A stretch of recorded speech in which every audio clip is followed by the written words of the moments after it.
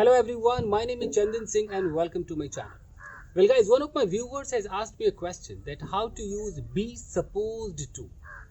Be supposed to का मतलब क्या होता है और कहाँ पे इस्तेमाल होता है। सबसे पहले तो मैं आपको बता दूं कि जो आप be देख रहे हैं, ये be को be जैसा लगाना नहीं है। be एक फोल्डर है, इसके अंदर कई फाइलें हैं जैसे is, are, am, was, were, ऐसे आपको यूज करना है। जैसे I am supposed to, you are supposed to, she is supposed to, ऐसे आपको इस्तेमाल करना है। पास्ट में I was supposed to, you were supposed to, और पूरा supposed बोलना है आपको। तो इस be का मतलब समझ गए, is, are, am, was, were आएगा इसके अंदर। अब है कि इसका इस्तेमाल हम किन सिचुएशंस में करते हैं। सिचुएशन ये है कि मतलब एक एक्सपेक्टेशन है, एक उम्मीद है। सबसे पहले तो आप ये समझ लीजिए, एक्सपेक्टेशन ये है कि आप यहाँ 6 बजे रोज आएंगे, ये एक एक्सपेक्टेशन है, ये उम्मीद है। तो आप 6 बजे नहीं आए। अब मैं कह रहा हूँ कि भाई you were supposed to come here by 6 o'clock but you did not come. तो आपको मैं याद दिलाऊंगा, तो मैं ऐसे कहूँगा कि यू वर सपोज्ड टू, उसके बाद जो भी एक्शन है वो दिखाना है। तो आम भाषा में देखिए तो कहने का मतलब है कि आप एक रूल बना लीजिए, एक नियम कायदा कानून बना लीजिए कि भाई तेरे लिए ये नियम है कि तू 10 बजे के बाद यहाँ नहीं आ सकता है।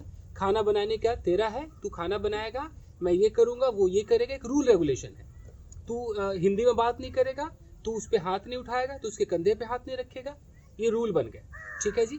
अब अगर उस रूल का उसने उल्लंघन किया तो हम याद भी दिलाएंगे कि किसी ने हिंदी बोल दिया तो मैं बोलूँगा excuse me, you are not supposed to speak in Hindi here, यानी कि हिंदी तुम यहाँ पर नहीं बोल सकते हो। अब हिंदी में आप जो भी सोचे, नहीं बोल सकते हो, नहीं बोलना चाहिए, अंग्रेजों को हिंदी से लेना देना नहीं।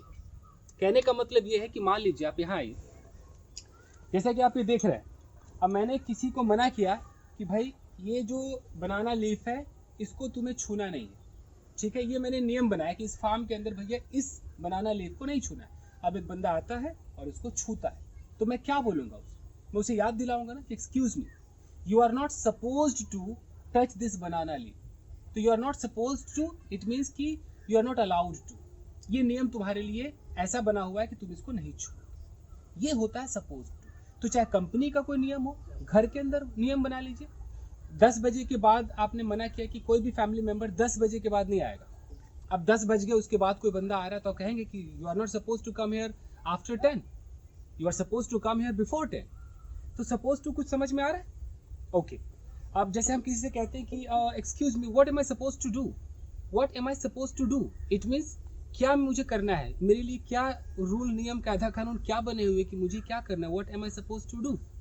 तो सपोज टू का यही मतलब है कि जो भी रूल्स रेगुलेशंस कायदे कानून एक्सपेक्टेशन जो तय है, तय तमन्ना है, उसको याद दिलाना है आपको, या कह देना है कि हाँ भाई तू ये करेगा, तू ये करेगा। एक मीटिंग है, अब मीटिंग में 8 बजे पहुंचना है, तो ऐसा मैसेज आ सकता है आपके पास कि you are suppose to be at the meeting by 8 o'clock।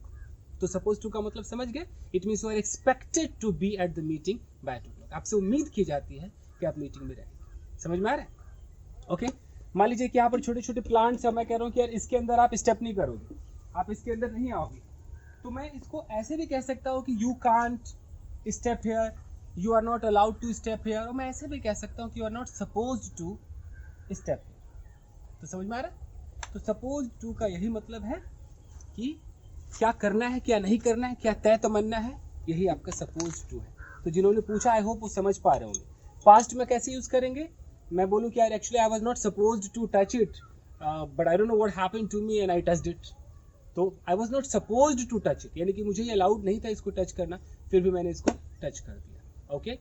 ये आम का पेड़ है, मैं कह रहा हूँ कि यार I am not suppose to climb up this tree, यानी कि ये मुझे मेरे लिए अलाउड नहीं है, मुझे इस पर नहीं चढ़ना है। ओके। कोई बच्चा है, मैं बच्चे से कह रहा हूँ कि बेटा तू यहाँ पर अकेले नहीं आएगा, you are not suppose to come here alone. यही होता है सपोज टू। आई थिंक इतना काफ़ी होगा एग्जाम्पल। तो बस आज के लिए इतना ही दोस्तों, मिलते हैं अगले वीडियो में। Till then take care, keep practising and have fun. Thank you guys.